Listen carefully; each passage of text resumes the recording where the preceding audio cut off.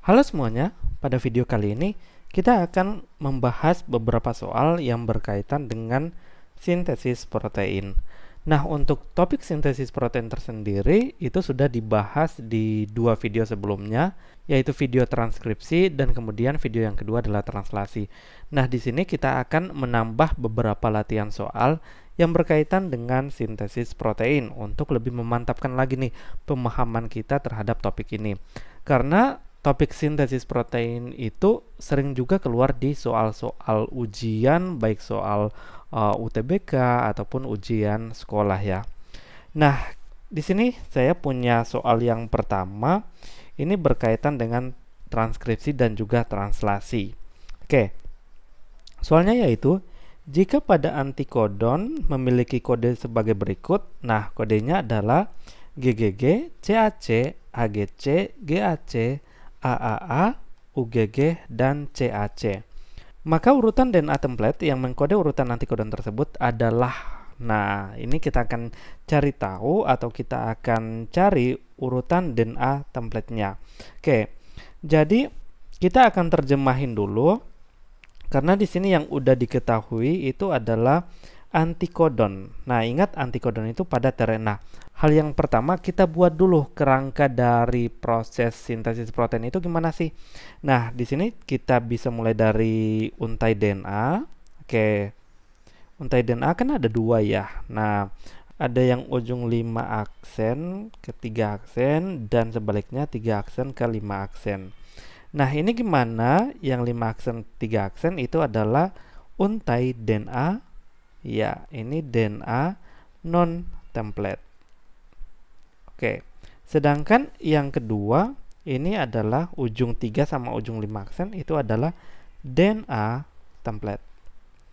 Oke, kita buat dulu kerangkanya ya. Nah, untai DNA template ini kemudian akan digunakan untuk mensintesis apa?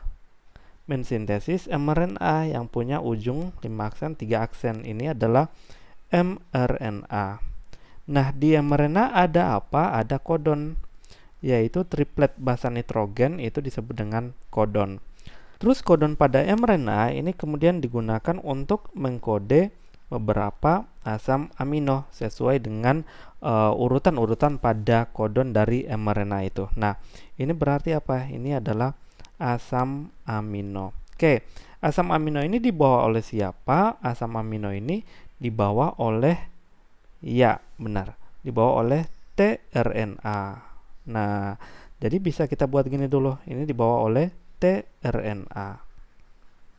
Jadi antikodon itu pada tRNA. Oke, jadi kita udah tahu nih antikodon pada tRNA, kodon pada mRNA. DNA template digunakan untuk mensintesis mRNA. Nah, kemudian kita lihat di soal yang diketahui kan antikodon ya. Ya udah kita cantumin di sini GGG, terus CAC, AGC, GAC, triple A, UGG, dan CAC. Oke, saya geser dikit dulu. Nah, dari sini kemudian kita tarik ke atas.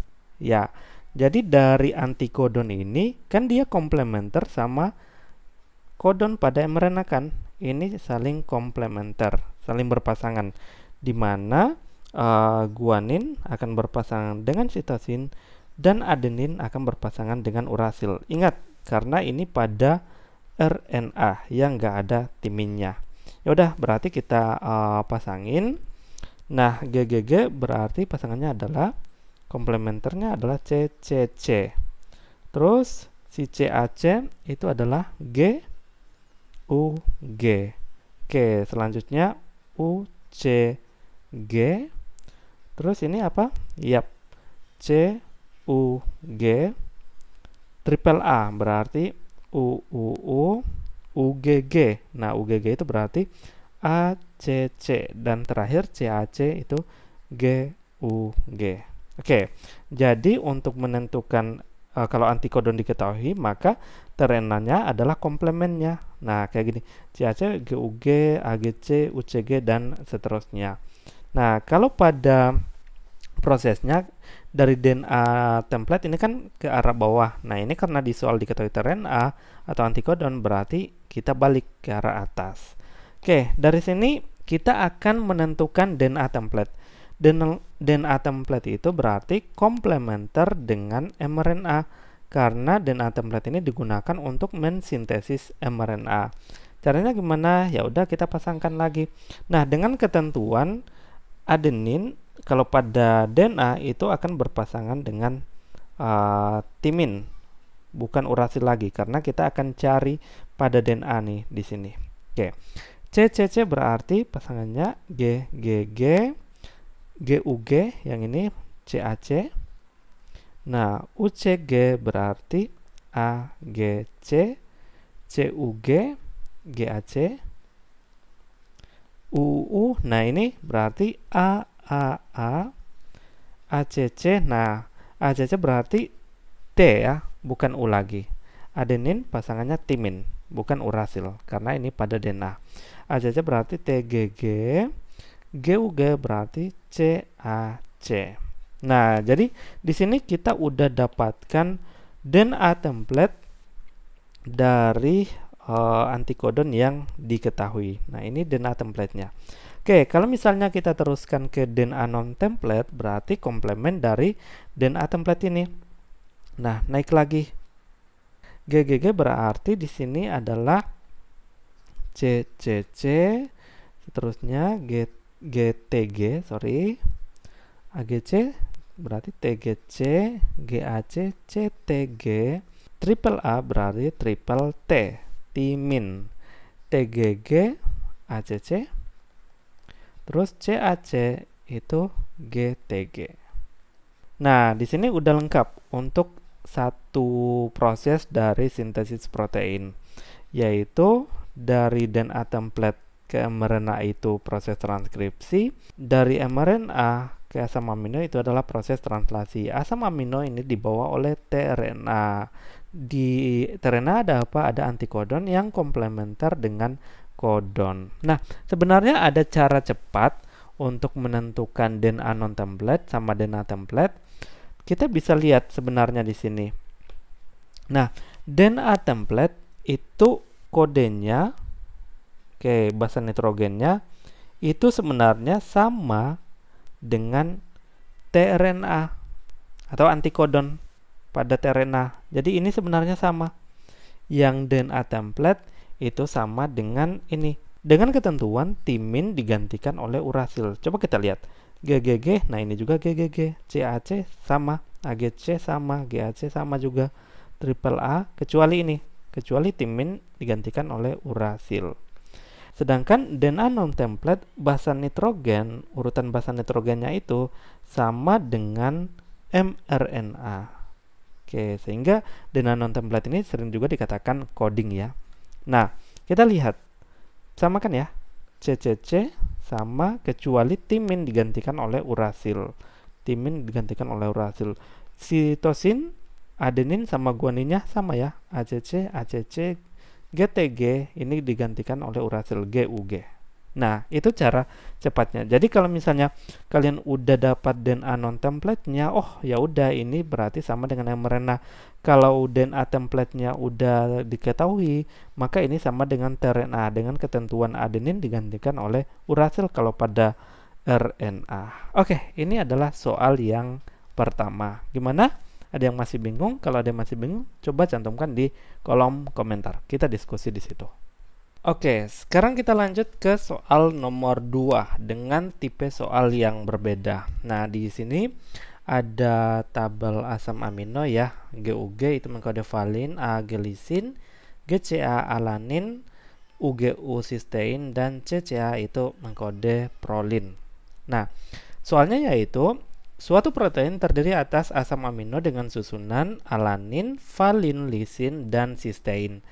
DNA yang menjadi template untuk pengkodean asam amino tersebut adalah, nah ini berarti DNA template yang ditanyakan. Nah, kita coba tuliskan lagi asam amino dan kodenya sesuai dengan urutan pada soal ya. Di sini ada alanin. Alanin itu GCA ya. Alanin GCA. Oke. GCA. Terus ada apa? Ada valin ya. Valin itu kodon atau mRNA-nya yaitu GUG. GUG yang ini. Terus lisin. Nah, lisin itu AAG. Lisin berarti AAG. Selanjutnya ada apa? Cysteine. Oke, cysteine itu UGU ya. UGU. Nah, sebenarnya dari sini kita udah bisa nentukan bahwa kodon itu adalah mRNA kan ya. Nah, mRNA. Nah, dari mRNA ini kemudian kita bisa nentuin DNA template. Oke, jadi kan DNA template itu akan digunakan untuk mensintesis mRNA. Ini adalah mRNA. Di sini ini adalah DNA template. Berarti kalau pada mRNA itu kodon pertama GCA, berarti pada DNA template-nya yaitu CGT. Yang kedua adalah GUG, berarti pada DNA template-nya adalah CAC, komplementernya ya. Terus AAG berarti TTC. UGU, ACA. Nah, di sini kita udah nemuin nih DNA template dari mRNA. Nah, yang diketahui pada soal apa? Yang diketahui pada soal adalah asam amino. Ingat, asam amino dikode oleh mRNA atau kodon pada mRNA. mRNA dibuat dari mana atau disintesis dari mana? Dari DNA template. Berarti kodon pada mRNA itu komplementer dengan DNA template. Ingat kerangka yang tadi ya. Kalau udah paham non-template, template terus jadi mRNA, asam amino, antikodon. Nah, itu akan mudah menjawab soal-soal seperti ini. Oke, kita lanjut pada soal yang ketiga. Nah, ini soal yang berkaitan dengan ikatan hidrogen ya. Kita baca soalnya. Diketahui urutan basa nitrogen dari tiap organisme sebagai berikut. Di sini ada organisme A, B, C, D, sampai E. Jika diberikan perlakuan suhu tinggi pada tiap fragmen DNA, maka molekul DNA yang mengalami denaturasi. Nah, ini keyword pada soal. Adalah yang mana? Apakah organisme A, B, C, D, atau E? Nah, kita ingat lagi struktur dari DNA itu terdiri atas fosfat, kemudian ada gula pentosa, terus ada basa nitrogen ya. Ini adalah basa nitrogen. Nah, antara adenin itu akan berikatan dengan timin ya, dari untai DNA yang berbeda. Oke, saya gambarkan dulu. Nah, terus ini berikatan dengan fosfat ya. Jadi, antara adenin sama timin itu dihubungkan oleh dua ikatan hidrogen. Nah, gimana antara guanin sama sitosin? Oke, kita tambahkan lagi nukleotidanya. Nah, misalnya ini basa nitrogen guanin. Itu akan berpasangan dengan sitosin, dihubungkan oleh 3 ikatan hidrogen. Oke, dihubungkan oleh 3 ikatan hidrogen. Nah, ini salah, harusnya pada karbon nomor 1 ya ikatannya. Yap, itu. Nah, jadi gini. Terus ada fosfat. Oke. Nah, kita udah dapat 2 untai DNA. Adenin dan timin itu dihubungkan oleh 2 ikatan hidrogen, sedangkan guanin dan sitosin itu dihubungkan oleh 3 ikatan hidrogen. Artinya, mana yang lebih stabil nih? Yaitu yang ini, yang guanin dan sitosin ya. Karena dia memiliki 3. Oke, logikanya gini, yang memiliki 3 tali ikatannya itu lebih kuat dibandingkan ikatan hanya 2 tali kan ya. Nah, jadi ini yang akan lebih stabil, atau kita sederhanain deh, lebih kuat. Sedangkan ini lebih lemah dibandingkan ikatan antara guanin dan sitosin. Nah, cara ngejawab soal ini bagaimana? Kita akan hitung jumlah basa nitrogen adenin timin sama guanin dan sitosinnya. Oke, saya bisa cantumkan kayak gini dulu. A, B, C, D, dan E.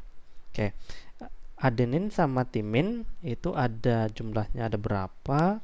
Terus guanin sama sitosin itu jumlahnya ada berapa tiap organisme ini. Oke, kita hitung. Untuk organisme A, timin sama adenin dulu. Kita hitung. 1, 2, 3, 4, 5, 6, 7, 8, 9.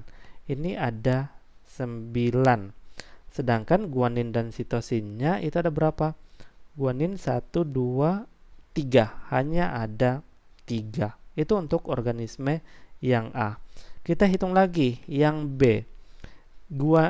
Adenin sama timinnya dulu. Adenina ini harusnya A besar ya. 1, 2, 3, 4, 5, 6, 7, 8, 9. Oke, ini sama 9 berarti ini juga 3 ya. 12 keseluruhannya untuk basan nitrogennya. 1, 2, 3. Kemudian untuk organisme C, adenin sama timinnya kita hitung dulu. 1, 2, 3, 4, 5, 6, 7 ya. Di sini ada 7. Sedangkan guanin dan sitosinnya ada berapa? 1, 2, 3, 4, 5. Oke. Nah, selanjutnya organisme yang D. Adenin sama timinnya ada berapa? 1, 2, 3, 4, 5, 6, 7. Nah, ini juga sama ya. Ini 7. Terus guanin sama sitosinnya itu ada 5 ya. Nah, organisme yang E itu berapa? Adenin sama timinnya kita hitung. 1, 2, 3, 4, 5, 6, 7, 8, 9, 10. Wow, ada 10. Nah, sedangkan guanin sama sitosinnya kita lihat 1, 2. Hanya ada guanin di sini ya. Hanya ada guanin berarti 2. Nah, kalau kita lihat yang paling banyak adenin sama timinnya itu adalah organisme yang E. Berarti ikatan antara basa nitrogen pada DNA dari organisme E ini lebih lemah dibandingkan dengan organisme yang lain. Karena organisme A sampai D itu dia punya guanin sama sitosin itu ada 3, 3, 5, 5. Dan ini paling rendah. Hanya ada 2. Nah, jadi bisa kita lihat adenin timinnya paling banyak dan guanin sitosinnya paling rendah, maka itu adalah organisme yang memiliki molekul DNA yang mudah mengalami denaturasi. Jadi jawabannya itu organisme yang E. Kalau kita lihat yang paling kuat, yang paling stabil itu yang mana? Yang paling gak mudah untuk terdenaturasi. Itu yang ini ya, yang C sama D. Kalau dari organisme ABCD ini ya. Nah, ini yang C sama D. Kenapa? Karena guanin sama sitosinnya itu sejumlah 5. Sedangkan adenin sama timinnya itu ada 7 dibandingkan dengan A, B, dan yang E.